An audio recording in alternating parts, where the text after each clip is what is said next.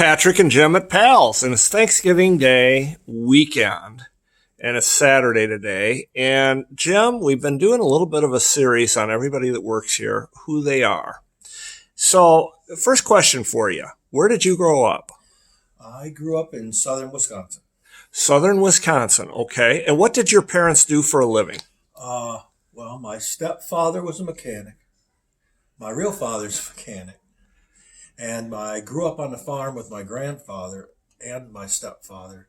So I did both farming and mechanical work. Farming and mechanical work from the day you were born, right? Yeah. You grew up with that. You were either on the farm or you were with one of your dads doing work and working on cars, right? That's correct. Now, you told me a story. The first thing that you really took apart was a Victrola record player. Tell me about that. I've torn a lot of stuff apart.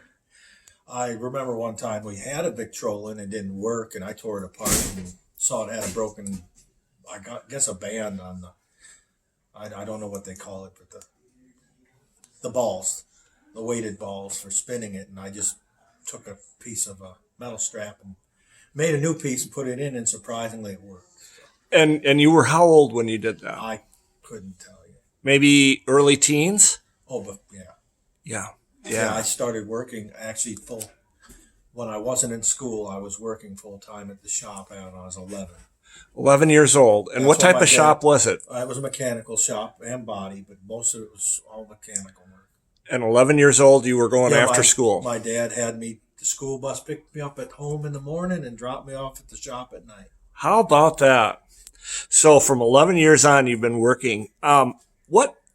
So what was your influence to go into that? Was it just growing up in a family that had that, or did you have an influence? I assume that's what it was. I mean, since I was a little kid, my mom said they used to have an old Chevy van, in like a 66 Chevy van. And she said when I was I don't even think I was 5. She said one day I come inside the house and said, "Mommy, Daddy, you don't have to go up under the hood to work on the car. You can work on it from underneath." And that's when Mom told me. She said, "That's when we said we got to sell the van." Little Jimmy must have been playing. He must have been trying to do some mechanical work on it. Wow. So you've just always done that. Have you ever had any other job rather than an automotive technician? I have had jobs. I've done some office work, which I can't stand. I don't like to sit around, especially if it's on phones. I can't do phone work because. So basically, auto mechanics all the way through. I've been, yeah. I mean, I've got a degree in wildlife, in forestry management. Oh. I wanted to become a park ranger, but after I got my degree, I went to get a job and found out that everything's voluntary to start. So you have to volunteer your time for so much time, and I can't pay the bills of volunteering. So you got a great interest of the outdoors. Yeah. And in addition to that, I know that you are really big into Comic-Con. Tell me about Comic-Con.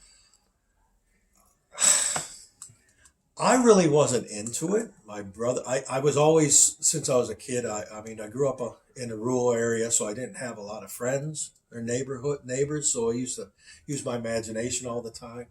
But I used to be into getting dressed up. Halloween used to be a big thing for me. Mm-hmm. And as I got older, my brother, who is I'm 12 or 15, his senior, I don't remember, that's bad of me, but they were into that stuff, going to cons and stuff, dressing up, and I used to help them. I used to make their costumes and help them with props and make them with costumes and stuff. And finally one day they said, "Hey,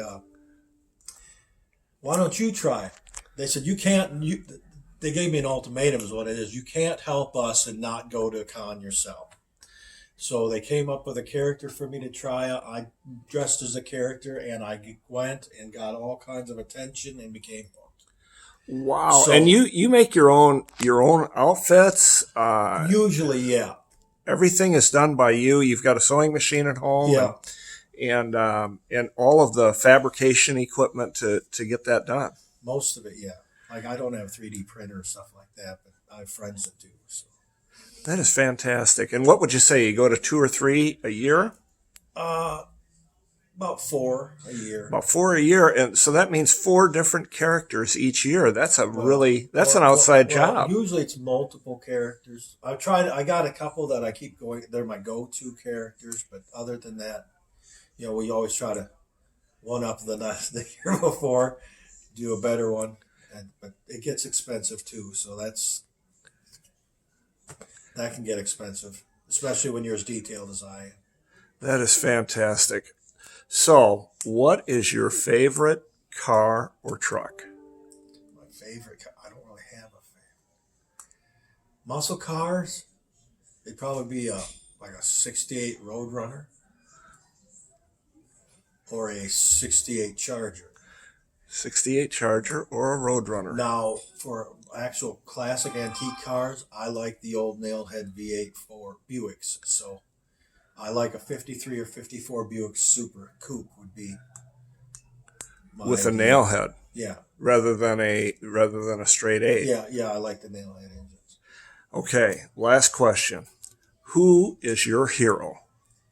My hero would probably be my grandfather. Your grandfather. He worked hard. He took care of his family. I mean, I was everywhere with him. I mean, he taught me to become the person I am today. It's fantastic. Well, thanks for taking time today with us. And it is nice to know who Jim Preston is. See you soon.